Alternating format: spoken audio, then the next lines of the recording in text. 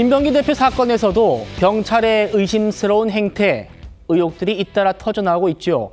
배우자의 법카 이용 의혹과 관련해서 국민의힘 중진 의원에게 수사 무마를 청탁했다는 의혹에 더해 김 의원 본인이 직접 동작경찰서장과 통화를 했다는 증언이 터져나왔습니다.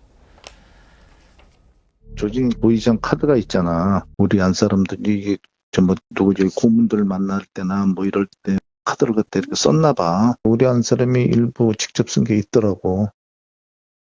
제가 이제 무마를 해달라고 그분한테 이렇게 그렇죠. 네, 지금 제가 아무리 친해도 의원이 친해도 윤석열 정권 때 우리 한 사람이 그 조사를 받을 때 6번인가 8번을 무혐의로 올리니까 뭐 경찰청에서 동작서에서 예, 다시 조사해 그런 상황인데 윤석열 정권의 가장 핵심한테 이걸 갖다가 부탁하면은 일반적인 상식으로 볼 때 죽이라는 소리지 그게.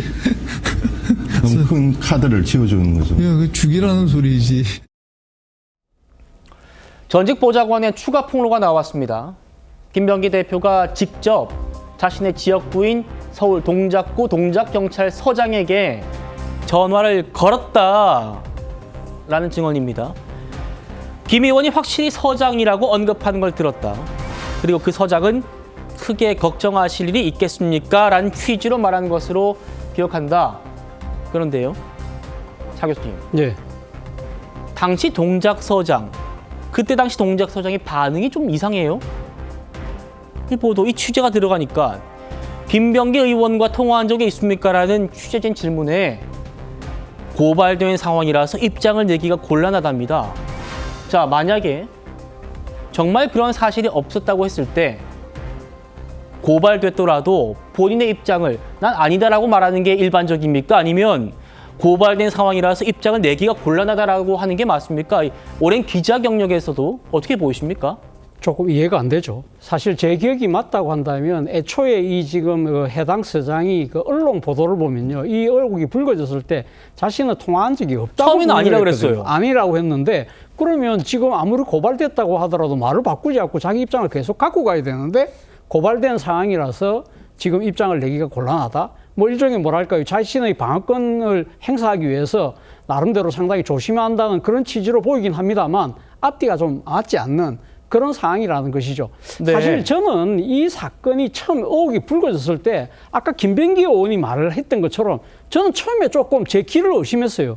이것이 언제 이 일이 벌어졌냐고 하면 지난해 총선, 그러니까 지지난해네요. 지지난해 총선 끝나고 난 뒤에 압도적인 여소야대가 형성되고 당시 그 공천 과정에서 김병기 의원이 이재명 대표의 측근으로서 공천을 거의 주도하다시피 했고, 그리고 당시 지금 김병기 의원이 지금 부탁을 건넨 사람이 지금 당시 그 권력을 실세라는 친윤 의원, 우리가 나름대로 짐작은 됩니다만 그분 정확하게 이름은 안 나오지만 누구나 짐작할 수 있는 그 의원에게 부탁을 한다? 이게 가능해? 그 실세 의원 같은 경우는 바로 이재명 대표의 체제를 무너뜨리기 위해서 앞장섰던 분인데 이런 사람한테 당시 야당 대표의 측근이 가서 자신의 비리를 들고 가서 부탁을 한다? 이게 말이 되네? 이런 생각을 했는데 지금 진행되는 상황을 보면 그 의원과 어떤 관계가 이 거래가 이루어졌는지 모르겠지만 실질적으로 이야기가 오갔을 가능성이 저는 상당히 크다는 생각이 든다는 것이죠. 왜냐? 그 보좌관 지금 이야기하고 있는 보좌관들이 사실은 지금 이 변호사 자격을 갖고 있는 법조인들이라고 그러잖아요. 그렇다고 한다면 자신의 말 한마디 한마디 진술이 갖고 올 수 있는 법적 파장이 뭐라는 걸 누구나 잘 알 수 있는 사람들이기 때문에 물론 그 옆에서 듣긴 했습니다만 자신들이 그 상황, 그 정황을 인식했을 때의 상황 판단으로 봤을 때는 해당 경찰서 서장이 저렇게까지 한다고 자신들도 상당히 좀 의아했던 측면이 분명히 있었기 때문에 내리속에 강하게 박혀 있지 않았을까라는 생각이 들기 때문에 사실은 이 수사는 어렵지 않습니다. 그렇죠. 이 통신조에만 해보면 바로 나올 수 있는 상황이기 때문에 이 통신조에서 이 사안이 만약에 드러나는 상황이 사실로 드러나는 상황이라고 한다면 정말 김병기 의원은 빠져나갈 구멍이 정말 훨씬 더 좁아들지 않을까라는 생각이 듭니다. 김병기 대표 배우자의 구의회 부의장 법카 이용 의혹 이 사건은요, 우리 차 교수님 말씀처럼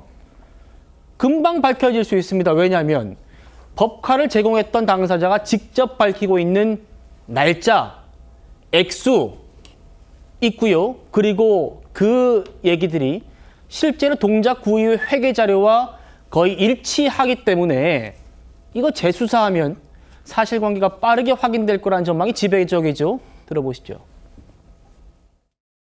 제가 그래서 다 어젯밤에 계산을 전부 다 뽑았어요. 그래서 7월 12일부터 사모님이 쓴 게 8월 26일까지더라고요. 8월은 제가 거의 안 썼어요. 다 사모님이 쓰셨고. 제가 쓴 게 118만 원. 사모님이 쓴 게 270 정도 됩니다. 또 7월 10일 날 받아서 제가 이제 바로 드렸거든요. 들으셨죠?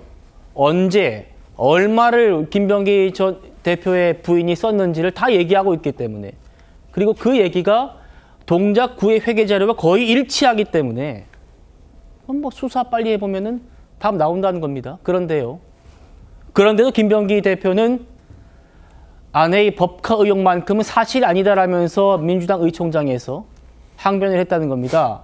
그 근거가 지난 경찰 수사에서 무혐의 났다는 것이고요. 고재랑 변호사님. 그런데 전직 보좌관의 얘기는 너무 달라요. 2024년 5월에 김병기 전 대표가 방배동 카페에서 보좌진을 대동해서 동작서가 작성한 서류다라면서 보좌진에게 전달했다는 겁니다. 자, 우리 보좌관아, 이거 동작서에서 만든 자료야. 그리고 이 내용은 조 부의장, 방금 이 법카 제공자 조 부의장이 진술할 내용, 경찰에 오면 이렇게 진술하십시오라고 짚어주는 식이었다. 코치한 거다라는 겁니다. 경찰이 코치를 해줬다. 어떻게 봐야 됩니까?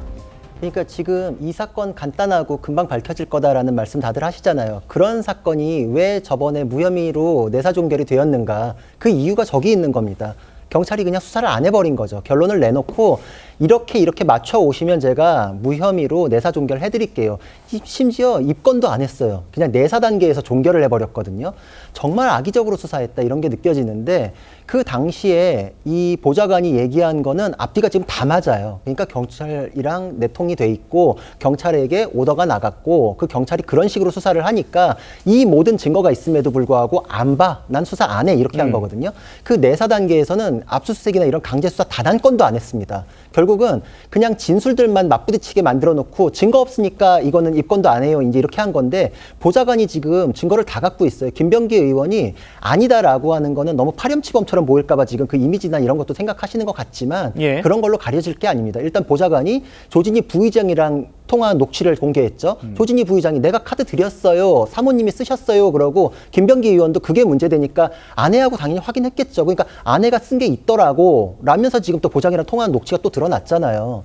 그럼 이거는 그냥 팩트는 확정이거든요. 네. 그러니까 이거는 당연히 그냥 유죄로 갈 수밖에 없는 사건인데 제 생각에는 김병기 의원도 이걸 너무나 잘 알기 때문에 사법적으로 방어권 행사에서 무혐의 받을 수는 없는 사건이다라고 하니까 오히려 탈당 안 하고 더 버티는 거 아닌가. 민주당 안에 있어야 그래도 살 길이 생기지 않겠나 이렇게 생각하시는 것 같은데 형사 변호의 입장에서 법률가 입장에서는 이거는 방법이 없는 사건 아닌가 이렇게 생각합니다. 예.